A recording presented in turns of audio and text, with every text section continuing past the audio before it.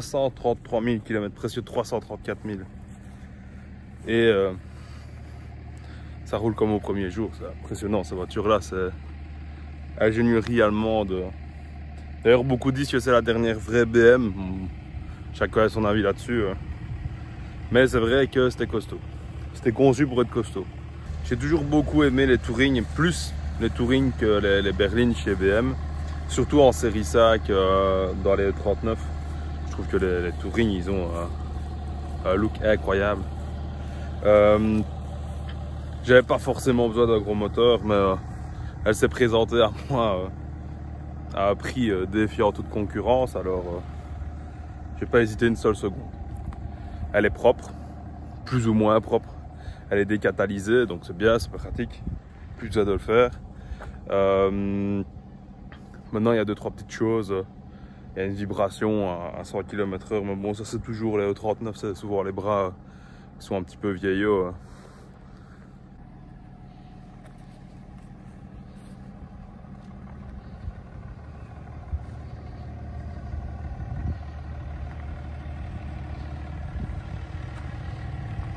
Elle est full origine. Mis à part le décata, elle est full origine. Dans le sens où ils n'ont pas bidouillé des pare-chocs M et des bazars comme ça sur la caisse d'origine, parce que ça fait vraiment kéké quoi. Là, elle est full origine.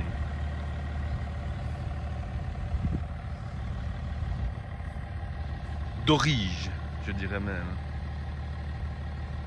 Les Xénon. Ça, je suis pas particulièrement fan, mais ils sont dessus alors.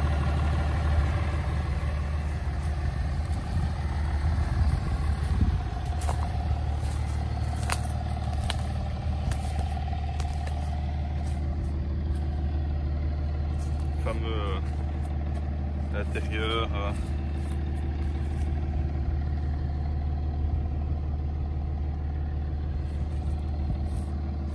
L'arrière, on dirait qu'il n'y a jamais personne qui s'est assis dedans. Le cuir est tout tendu.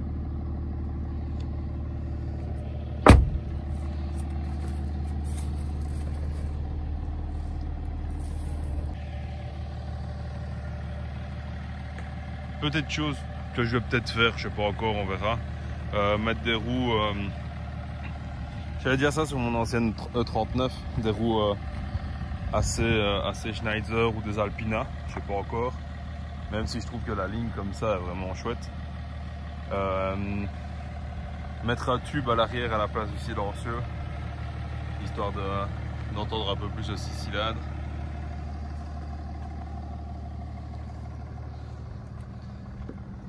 Et de ne plus avoir ce lait bout d'échappement là.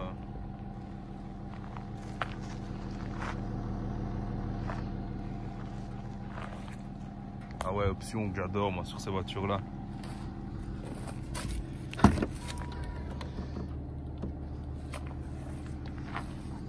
C'est pratique à l'époque, ils faisaient tout pour rendre pratique une voiture. Vous avez accès au coffre.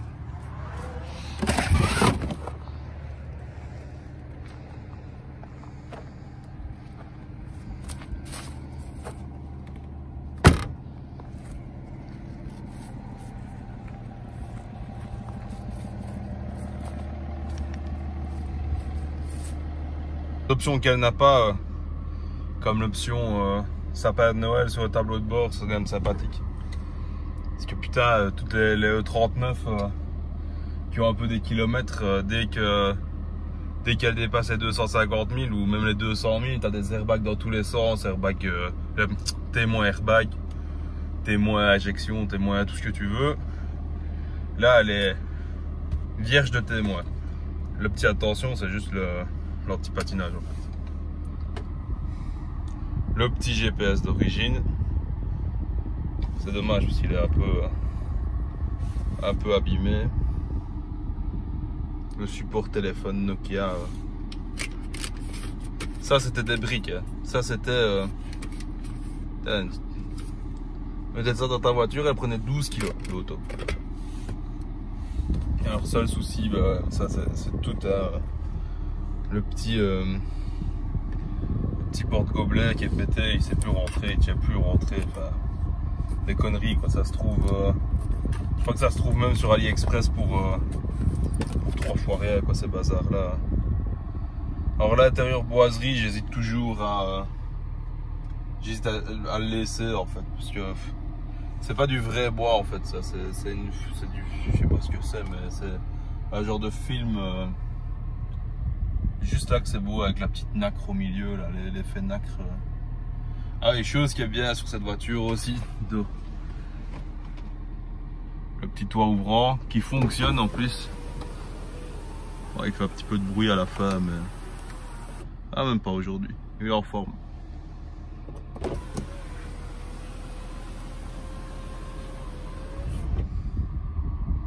Donc elle est vraiment relativement propre quoi.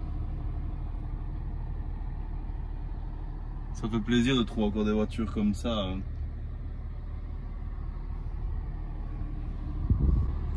Donc elle a un correcteur d'assiette. C'était spécifique au Touring sur 39. Je crois qu'il n'y a pas ça sur les berlines. Donc en fait, il y a des coussins pneumatiques à l'arrière qui gonflent et qui dégonflent la voiture suivant le poids qu'il y a dedans.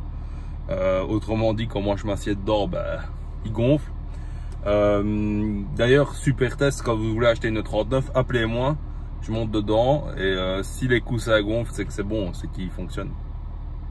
Et donc ça, c'est pratique parce que quand tu charges du poids, la voiture elle est toujours à bon niveau. Maintenant, le truc qui est chouette aussi, c'est que quand tu veux mettre des filetés, bah, il suffit de raccourcir un peu les petites biellettes derrière, je crois, ou les rallonger, je sais pas, les deux, il faudra essayer.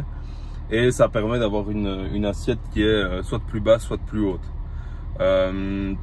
C'est un peu ce qu'on retrouve maintenant dans les nouvelles voitures, hein, où tu peux même sélectionner la nouvelle génération de BMW série 5, les X5, je crois les X3 aussi. Tu peux avoir des suspensions comme ça, c'est des suspensions dynamiques, mais que tu peux gonfler et dégonfler suivant ce que tu fais avec la voiture. Si tu charges, si tu as 15 personnes dedans, si tu ramènes la famille. Et voilà, c'est chouette. Maintenant, la rabaisser, moi je sais pas si je vais le faire. J'hésite toujours d'ailleurs. Pareil pour les autres modifications que je veux faire, mais je crois que je la rabaisserai si je mets du 18 ou du 19, histoire d'avoir vraiment un look un peu tuning. Même si je suis pas fan de tuning, mais pourquoi pas quoi. Ça fera un petit truc un peu chouette.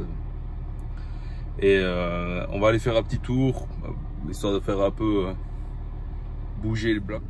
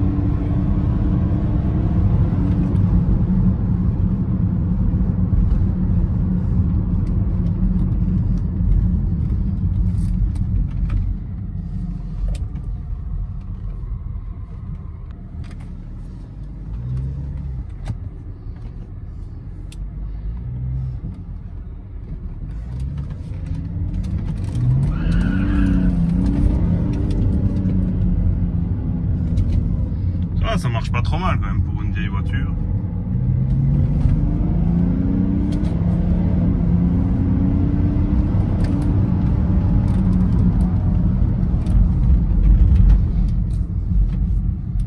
Faire demi-tour ici.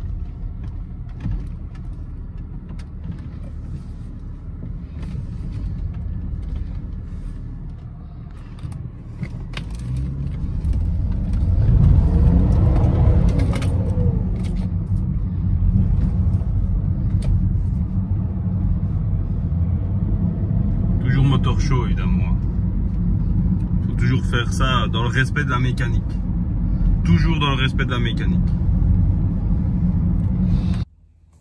Alors moi, je te déconseille quand même de mettre ça comme voiture en jeune conducteur parce que les assurances, ils vont vraiment pas aimer.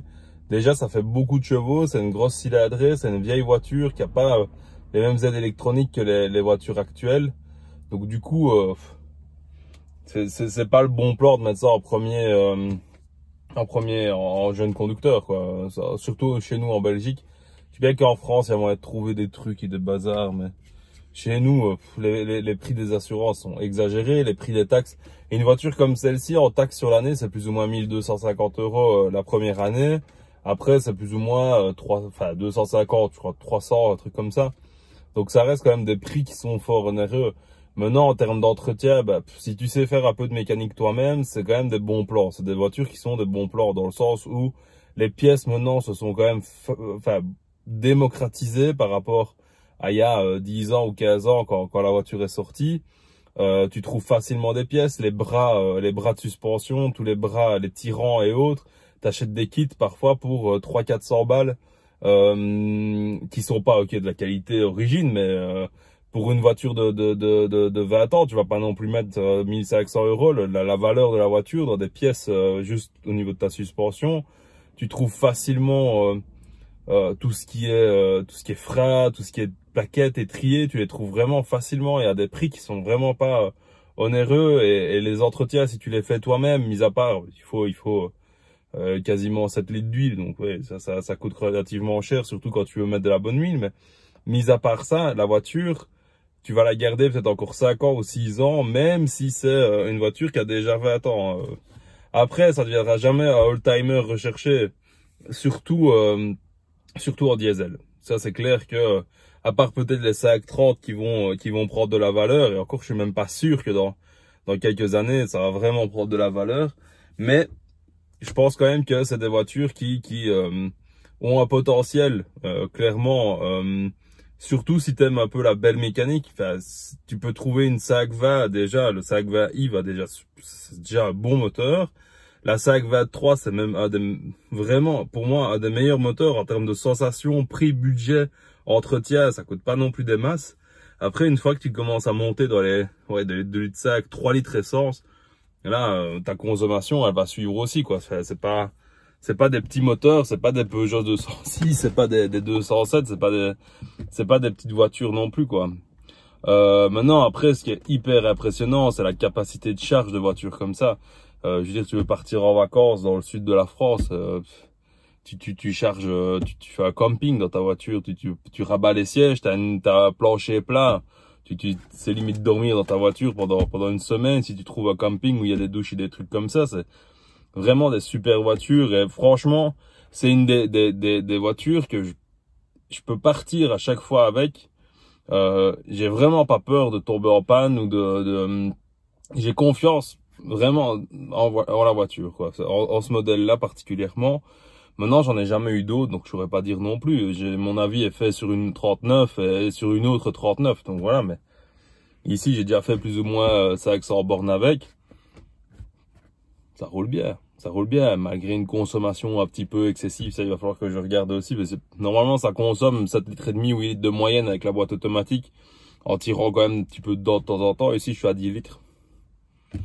À mon avis, un bon entretien, le désuileur et le filtre, je sais plus où là, il faut regarder, quoi. Donc voilà, c'était une petite présentation rapide. Enfin rapide, je sais pas combien de temps va durer la vidéo parce que j'ai fait quelques rushs, mais je sais pas du tout. Voilà, un peu explicatif sur ce modèle-ci. Je ferai sûrement des vidéos si je fais des modifications. Maintenant, je suis vraiment pas sûr d'en faire. Je sais pas. J'hésite entre la laisser vraiment full origine et me dire, voilà, c'est vraiment la voiture. Je dois déplacer un truc, je dois mettre la remorque, voilà, c'est bon, on la prend, on part avec. Ou alors, je me dis peut-être que je vais faire un truc un peu chouette avec et jouer sur le fait qu'il y a le correcteur d'assiette et de me dire que s'il faut, je trouverai peut-être un moyen de la monter, de la descendre manuellement. Moi, enfin, je sais pas, s'il y a des trucs qui existent, il faut que je regarde. Aller mettre un airlift, ça c'est hors de question. Je suis pas du tout, je vais pas aller claquer 2000 balles dans une suspension pneumatique pour l'avant et pour l'arrière sur cette voiture-ci, ça c'est clair. Maintenant, je vais regarder si je sais faire quelque chose. Éventuellement, si je sais faire quelque chose, pourquoi pas. Et alors, associer ça avec des jantes. Et alors, le tube, ça, je vais le mettre, l'échappement. Si j'ai vraiment envie que ça fasse un bruit, je vais juste mettre un tube. J'ai supprimé le silencieux et je vais mettre un tube. Ouais, c'est tout. Voilà, c'est tout. Donc voilà, on se revoit sur peut-être une prochaine vidéo sur cette voiture-ci. Je sais pas encore, on verra. Et sinon, n'oublie pas de t'abonner. C'est encourageant en fait. Je comprends maintenant quand je regardais les autres youtubeurs. Enfin, je me considère absolument pas comme un youtubeur. Je fais juste ça pour ma passion et pour un peu présenter ce que j'aime. Mais je me rends compte en fait pourquoi ils disent à tout le monde de s'abonner, parce que ça motive vraiment à faire des vidéos. C'est pas pour gratter, c'est pas pour gagner de l'argent. D'ailleurs moi j'ai, je sais pas moi, peut-être 70 ou 80 abonnés, je sais même pas. Donc c'est vraiment pas pour gagner de l'argent, sachant que pour commencer à avoir de l'argent sur YouTube, il faut passer les 10 000 abonnés. C'est juste que quand on voit un peu l'augmentation comme ça des abonnés, l'augmentation des vues, des j'aime et tout ça, on peut vraiment se dire bon ben est-ce que je continue à le faire, ou est-ce que au final ça intéresse personne et je m'en bats un peu les steaks et tant pis pour les autres, et voilà. Donc c'est pas mal de mettre un petit pouce en l'air, et de vous abonner sur la chaîne. Comme ça, moi ça me permet aussi de voir si je continue ou pas. Allez, ciao.